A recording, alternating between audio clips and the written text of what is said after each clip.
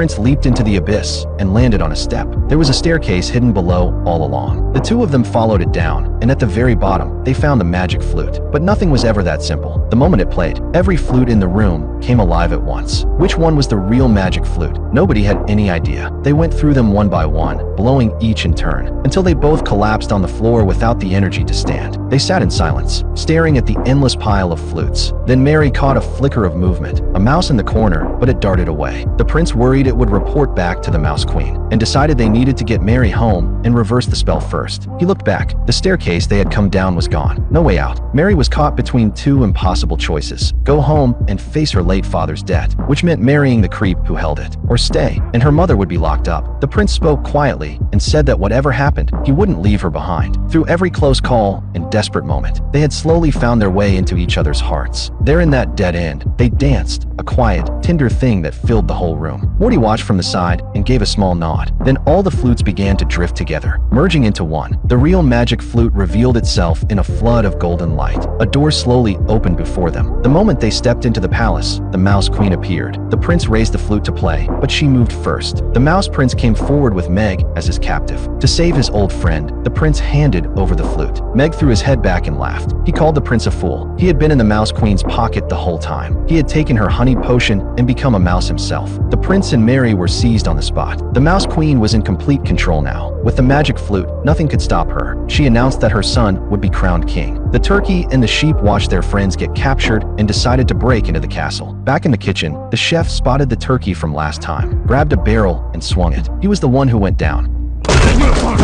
Ever since the prince played the magic flute in the tower, something in the turkey had changed. The cowardice was gone. He had become remarkably bold. The two made it to the old king's room through the dumbwaiter. Without a word, the turkey drank the entire potion the queen had prepared for the king and immediately passed out. The sheep quickly shoved him under the table, but was spotted by a soldier. Two soldiers closed in. The sheep lowered her head and charged, sending them both flying. But there was a whole squad waiting outside the door, and the sheep was taken down. With the turkey still out cold, everyone else was dragged to the coronation ceremony. The Mouse Queen was setting the stage for her son's rise to power. When she noticed the old king beginning to stir, she ordered someone to fetch the potion immediately. The turkey had already finished it. What arrived was plain water. The crown was placed on the Mouse Prince's head. The crowd erupted in cheers. Then the old king rose to his feet and called out for the ceremony to stop. The Mouse Queen didn't flinch. She raised the magic flute, seized control of the king, and compelled every human in the room to start doing calisthenics. The turkey, the only one not under arrest, was woken by the paper figure and raced to the scene. A staff came flying through the air and knocked the flute loose. The sheep was sent sailing upward and bit down on it. Then, in a burst of excitement, it slipped right out of her mouth and fell. Everyone lunged for it. Mary moved